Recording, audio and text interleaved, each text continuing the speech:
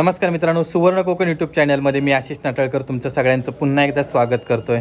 तर मित्रांनो, आपण सुवर्ण कोकणच्या माध्यमातून कोकणातील जे व्यावसायिक आहेत त्यांचे आपण व्हिडिओज बनवत असतो, जेणेकरून कोकणातले जे काजू फॅक्टरी किंवा अजून इतर काही असे व्यवसाय आहेत तर त्यांना जास्तीत जास्त प्रोत्साहन वगैरे मिळते, मार्केट वगैरे कॅप्चर करायला मिळतं आणि आपल्या कोकणाची उद्योगधंद्यांमध्ये एक प्रोसेस वाढवण्याची एक संधी मिळते।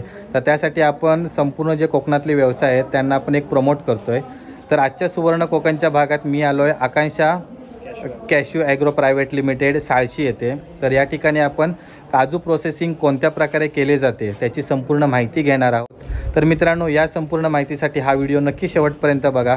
त्याचबरोबर सुवर्ण कोकण ब्लॉग या आमचं फेसबुक पेज आहे आणि इंस्टाग्रामला देखील पेज आहे, तर तिकडे देखील आम्हाला फॉलो करायला विसरू नका। मित्रांनो, आता आपल्यासोबत आहेत रोहन नाईक। रोहन दादा, तुझं खूप खूप स्वागत आहे सुवर्ण कोकण। पण आकांक्षा कॅश्यू ॲग्रो प्रायव्हेट लिमिटेड मध्ये स्वागत आहे। थँक्यू। तर मित्रांनो, आपण रोहन दादाकडून या संपूर्ण प्रोसेसची माहिती करून घेणार आहोत आणि कोकणामध्ये काजू कोणत्या प्रकारे प्रोसेस केला जातो आणि पॅकिंग वगैरे केलं जातं तर याची संपूर्ण प्रोसेस आपल्याला रोहन दादा सांगणार आहे। तर चला आता आपण बघूया फॅक्टरीमध्ये जाऊया। आपण आता चाललोय फॅक्टरीमध्ये। तर ही ते संपूर्ण अशी फॅक्टरी आहे। तर आपण पूर्ण स्टेप बाय स्टेप प्रोसेस माहिती करून घेणार आहोत। दादा, पहिल्यांदा आपण कुठे जाणार आहोत? सगळ्यात पहिल्यांदा तुम्हाला दाखवतो की गोडाऊन मधून जेव्हा आपण माल काढतो आणि आपण 3 दिवस आपण त्यांना सन ड्राईंग मध्ये ठेवतो। ओके। 3 दिवसानंतर जो माल असतो तो आपण इथे आणून ठेवतो, कारण की आपला जवळच बॉयलर आहे। इकडे बॉयलर। ओके। सो आता हा आपण तुम्ही बघू शकता, हा जवळपास एक 500 किलो माल आहे। ओके। तो 3 दिवस ऑलरेडी सुकवून आलेला आहे। म्हणजे 3 दिवस झालेला माल आपण हा बॉयलर आहे। त्या बॉयलरची कॅपॅसिटी 250 किलो आहे। ओके। पहिल्यांदा स्टार्टिंगला पाणी गरम होईपर्यंत एक जवळपास 3 तास लागतात पहिल्या सायकल काढण्यासाठी।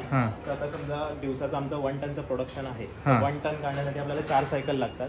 पहिल्या वेळेला 3 तास, नंतरच्या पुढच्या ज्या सायकल असतात त्या जवळपास एक 45 मिनिटांमध्ये एक नेक्स्ट सायकल येत जाते। अशा प्रकारे आपण दिवसातून 5 बॉयलर मध्ये एक 1200 किलो किंवा 1000 किलो जसं आपण रिक्वायरमेंट असेल तसं आपण काढून घेतो।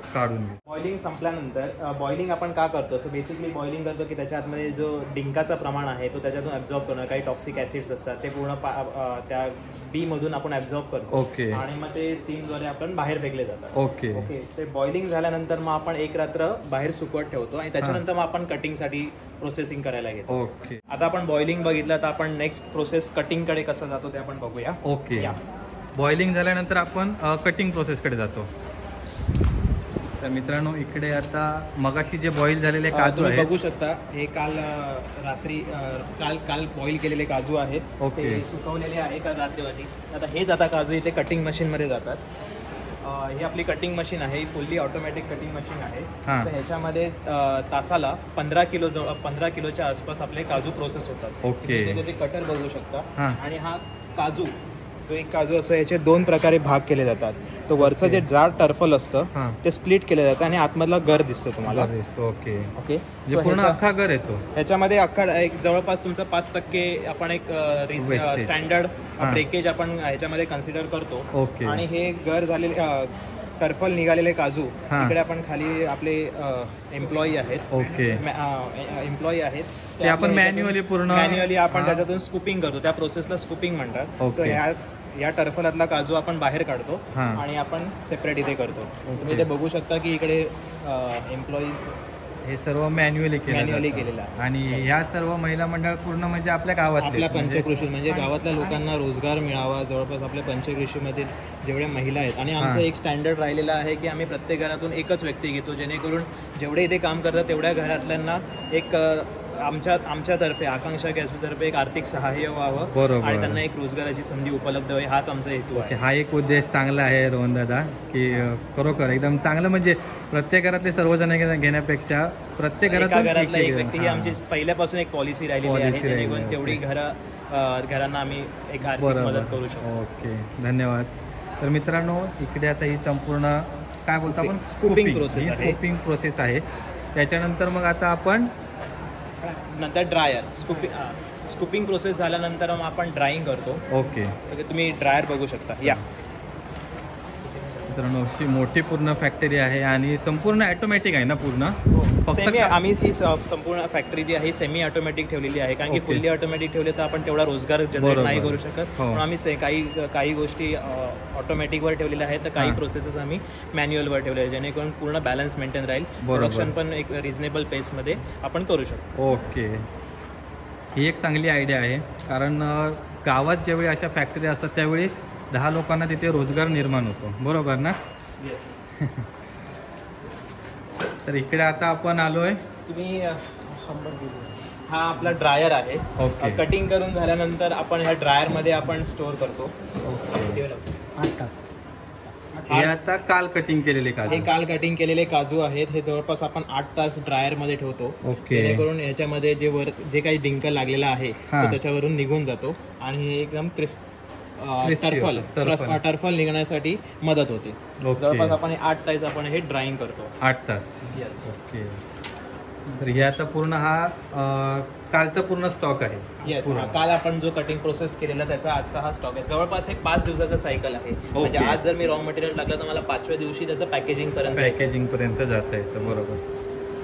8 तास ड्राईंग झाल्यानंतर आपण हे ट्रेज आहे, तुम्ही बघू शकता इथे ट्रेज आहेत, तर या ट्रेज मध्ये आपण काजू ठेवतो आणि नंतर मग आपण ते मॉइश्चर रूम मध्ये ठेवतो, जेणेकरून जो आपला ड्राईंग मध्ये जो एकदम क्रिस्पीनेस झालेला असेल तो पिलिंग करताना जास्त तुकडा होऊ नये म्हणून 4.5 ते 5% आपल्याला मॉइश्चर मेंटेन करावं लागतं. ते मेंटेन करण्यासाठी आपण मॉइश्चर रूम मध्ये ठेवतो. जवळपास हे आपण 6 तास मॉइश्चर रूम मध्ये ठेवून देतो. ओके, म्हणजे हे जे ट्रे आहेत हे ट्रे आपण मॉइश्चर रूम मध्ये टाकतो. मित्रांनो, इकडे ही मॉइश्चर रूम आहे. याच्या इथे पूर्ण फ्लोरिंगला पाणी आहे आणि वरती फॅन आहे, म्हणजे जेणेकरून एक मॉइश्चर लेवल आपण मेंटेन करण्याचा प्रयत्न करतो. आणि या मॉइश्चर झालेला काजू नंतर आपण पिलिंग प्रोसेस मध्ये घेऊ. पिलिंग प्रोसेस. ओके, तर आता नेक्स्ट प्रोसेस आहे पिलिंग. याच्यामध्ये पण असं सेमी ऑटोमॅटिक आहे पूर्ण. हे ऑलमोस्ट फुल्ली ऑटोमॅटिक आहे. फक्त इथे ग्रेडिंग काही जे साल असते काही काजूंची पूर्णपणे निघत नाही. बरोबर. पूर्णपणे काढण्याचं काम इथे आपण खाली 3 माणसं असतात. तिथे आपण पूर्ण त्याच्यावरची जी राहिलेली साल आहे ती काढण्यासाठी आपण खाली माणसं बसवतो.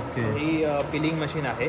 या पिलिंग मशीनची कॅपॅसिटी जवळपास तासाला एक 20 किलोची आहे. 20 किलो याच्यातून प्रोसेस होतो. तिथून तो आपण मॉइश्चर केलेला काजू आपण वरून टाकतो आणि आतमधून त्याच्यावरची जी ब्राऊन साल असते ती याच्यातून निघून काजू इकडून बाहेर येतो. तर मित्रांनो, इकडे आपण जो मॉइश्चर केलेला काजू आहे तो या मशीनमध्ये टाकून इथून पूर्ण जे आपल्या काजूच्या वरची साल असते इथे तुम्ही बघू शकता की इकडे जाळे आहे, तर ह्याच्यामधून ग्रेडेशन होतं आणि ह्याच्यातून जो तुकडा काजू असतो तो खाली पडतो किंवा जो पाकळी काजू असतो तो खाली पडतो आणि इथून अख्खा काजू हा इथे पुढे हा सर्व ही सर्व आपली पूर्ण साल आहे. त्याच्यानंतर हा तुकडा काजू. ओके. आणि ज्या ठिकाणी पूर्ण अख्खा काजू आहे तो इथे बाहेर पडतो. या ठिकाणी जी संपूर्ण माणसं आहेत ती ग्रेडिंग करतात. आणि त्याचबरोबर काही काजूगर असे असतात ते देखील खराब असतात, पण ते या मशीनमधून येतात, पण ते देखील वेगळे काढले जातात. ओके. सो पिलिंग केल्यानंतर आपण 1.5 तास पुन्हा आपण ड्राईंग करतो आणि मग ड्राईंग झाल्यानंतर मग आपण ग्रेडेशनला जातो. मी या ग्रेडेशन मी तुम्हाला दाखवतो.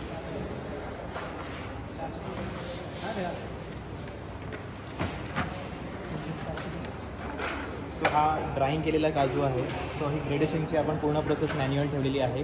सो आपण जवळपास एक 15 ग्रेड्स काढतो. आपल्या काजूमध्ये आपल्या पूर्ण प्रोसेस केलेल्या याच्यामध्ये त्याच्यामध्ये तुकड्याच्या जवळपास 4 ग्रेड्स आहेत आणि अख्ख्याच्या जवळपास उरलेल्या 9 ग्रेड्स आहेत त्या अख्ख्याच्या आहेत. त्याच्यामध्ये W150 पासून ते W400 तुकड्यामध्ये LWP जे की तुम्ही इथे बघू शकता. हा W180चा काजू आहे.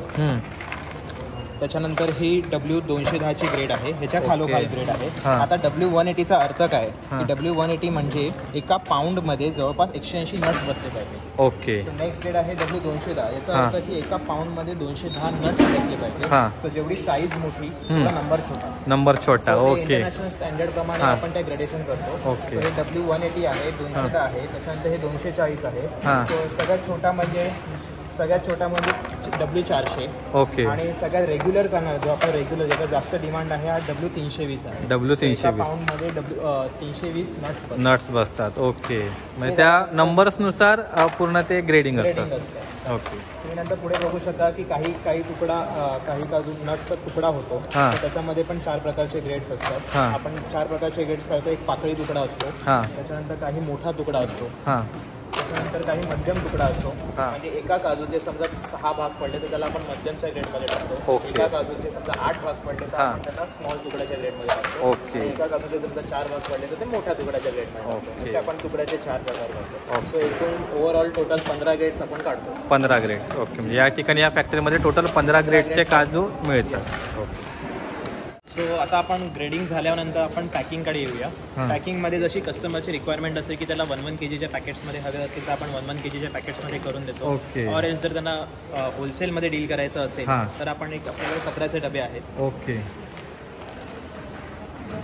एवढ्या मोठ्या क्वांटिटीमध्ये जवळपास हा 10 किलोचा पत्राचा ॲल्युमिनियमचा डबा आहे. सो ह्याच्या आतमध्ये आपण काजू भरतो. ह्याचं नेट वेट 10 किलो असतं. ओके. आणि हे 10 किलो आपण ह्याच्या आतमध्ये जे व्हॅक्यूम आहे ते क्लिअर करण्यासाठी आपण ही मशीन आहे. त्या मशीनमध्ये आपण व्हॅक्यूम पॅकिंग करतो आणि ह्याला नंतर इकडे त्याचं कॅप लावून ते सोल्डरिंगने सील करून घेतो, जेणेकरून ह्याच्या आतमध्ये बाहेरचं ऑक्सिजन किंवा हवा आतमध्ये इन्सर्ट होणार नाही. आणि हे पूर्णपणे जवळपास एक 5 ते 6 महिने सुरक्षित राहतात, व्यवस्थित राहतात. आणि पत्राचा डबा असल्यामुळे जर तुम्ही हाताळताना कुठे काही पडलं तर ब्रेकेजेस पण होत नाही. अल्टिमेटली काजूचा अख्खा नटचे पैसे आणि तुकड्याचे पैसे याच्यामध्ये खूप फरक आहे. बरोबर. सो हा आपला पॅकेजिंगचा भाग आहे. म्हणजे हा सगळ्यात एकदम शेवटचा भाग आहे. आणि हेच आपले पॅकेजिंगचे डबे आपण मुंबईला किंवा पुण्या साईडला किंवा नाशिक साईडला आपण ट्रान्सपोर्टद्वारे पाठवतो. ज्याप्रमाणे मार्केट असेल त्याप्रमाणे, ऑर्डर असेल त्याप्रमाणे आपण पाठवतो. ओके. रोहन दादा, मला सांग की आता हे आपण रेग्युलर जे घर आहेत काजू घर ते आपण रेग्युलरच तुम्ही मार्केटला पाठवता, पण सध्या जसं मार्केट ॲडव्हान्स होत आहे ना त्या प्रकारे अजून फ्लेवर काजूची देखील एक व्हरायटी आली, तर ते देखील तुम्ही करता का? हो, नक्की. जसं मार्केटची जशी डिमांड असेल किंवा कोणी ऑर्डर्स आम्हाला दिली तर आपल्याकडे व्हेरियस प्रकारचे फ्लेवर्स आहेत. लाईक मसाला फ्लेवर आहे, नंतर शेजवान फ्लेवर आहे, सॉल्टेड आहे, रोस्टेड सॉल्टेड आहे, ब्लॅक पेपर आहे. आपण एक बेसिक 10 प्रकारचे आपल्याकडे फ्लेवर्स आहेत, कारण की आपल्याकडे ड्रायर आहे, ड्रायरची सुविधा आहे. आणि आपण काही गावातले लोक आहेत की जे स्वतः पुढाकार घेऊन मसाला किंवा सॉल्टेड एक कॉम्बिनेशन करतात फ्लेवर करण्यासाठी. सो त्यांचं आपण बाय करतो आणि मग ते आपण त्या प्रकारचे आपण काजू घेतो आणि मग ते आपण बनवून त्यांना पाठवून देतो. बरोबर. म्हणजे ती पण फॅसिलिटी इथे अवेलेबल आहे. म्हणजे ओके, टोटल ओव्हरऑल पूर्ण कम्प्लीट पॅकेज आहे इथे. जर तुम्हाला काही ऑर्डर्स असतील किंवा काही काजूची रिक्वायरमेंट असेल तर तुम्ही आम्हाला आमच्याशी संपर्क करू शकता. आमचा क्रमांक खाली डिस्प्ले होत आहे. आणि आम्ही प्रोसेसिंगचं पण करतो, कारण की आमचं जवळपास एक 1.5 टनचं प्रोसेसिंगचं युनिट आहे. सो काही लोक होलसेलर्स आहे की त्यांना काजू प्रोसेस करून हवा असेल तर ते आमच्याकडे रॉ मटेरियल देतात आणि आम्ही ते प्रोसेस करून त्यांना फिनिश गुड्स करून देतो. ओके. ही पण फॅसिलिटी आहे. ओके, ठीक आहे. तर मित्रांनो, आपण काजूगरच्या पूर्ण प्रोसेसिंगची माहिती घेतली या व्हिडिओमध्ये. आपल्याला प्रथमेश नाईक, त्याच्यानंतर राजू राणे आणि रोहन दादाने खूप चांगली माहिती दिलेली आहे, तर त्याबद्दल त्यांचे खूप खूप आभार. मित्रांनो, जर तुम्हाला काजूगर पाहिजे असतील ना तर या ठिकाणी तुम्ही फॅक्टरीला या, नक्की कॉन्टॅक्ट करा. तुम्हाला पाहिजे त्या क्वांटिटीमध्ये, म्हणजे होलसेलमध्ये वगैरे तुम्हाला इकडे पूर्ण मटेरियल मिळू शकतं. त्याचबरोबर क्वालिटी देखील सुंदर आहे. सेमी ॲटोमॅटिक पूर्ण मशीन आहे. त्याचबरोबर या फॅक्टरीबद्दल सांगायचं एक महत्त्वाची गोष्ट म्हणजे की या फॅक्टरीच्या माध्यमातून हे पूर्ण ॲटोमॅटिक देखील करू शकले असते, बरोबर की नाही? परंतु एखादी फॅक्टरी या आपल्या कोकणामध्ये इकडे स्थापन होते आणि जर त्याच्या आजूबाजूच्या गावातील म्हणजे माणसांना वगैरे रोजगार मिळाला नाही तर त्या फॅक्टरीचा उपयोग पूर्ण शून्य आहे. म्हणजे त्यांनी स्वतःचा फायदा पण बघण्यापेक्षा त्यांनी इतर या सर्व गावातल्यांचा देखील फायदा बघितलेला आहे. तर ती देखील त्यांची कन्सेप्ट खूप चांगली आहे. त्याच्यामध्ये थोडंफार नुकसान होतं. पूर्ण जर ॲटोमॅटिक असेल तर प्रोडक्शन चांगलं निघतं, त्याच्यानंतर आपली क्वालिटी वगैरे सुधारते. पण सेमी ॲटोमॅटिकला हा देखील एक फायदा आहे की गावातल्या माणसांना रोजगार मिळतो. तर खूप खूप आभार त्यांचे की त्यांनी हा पूर्ण विचार करून इकडे ही फॅक्टरी चालू केली आहे. या फॅक्टरीला सुवर्ण कोकण यूट्यूब चॅनलकडून खूप खूप शुभेच्छा. भविष्यात अजून फॅक्टरीचा हे पूर्ण युनिट वाढून देत, त्याबद्दल भरपूर शुभेच्छा. तर मित्रांनो, हा व्हिडिओ आम्ही इथेच एंड करतोय. जर तुम्हाला हा व्हिडिओ आवडला तर आमचं सुवर्ण कोकण यूट्यूब चॅनल नक्की सबस्क्राईब करा. त्याचबरोबर व्हिडिओला लाईक करा आणि तुमच्या ज्या काही प्रतिक्रिया आहेत त्या आम्हाला कमेंट बॉक्सद्वारे नक्की कळवा. धन्यवाद.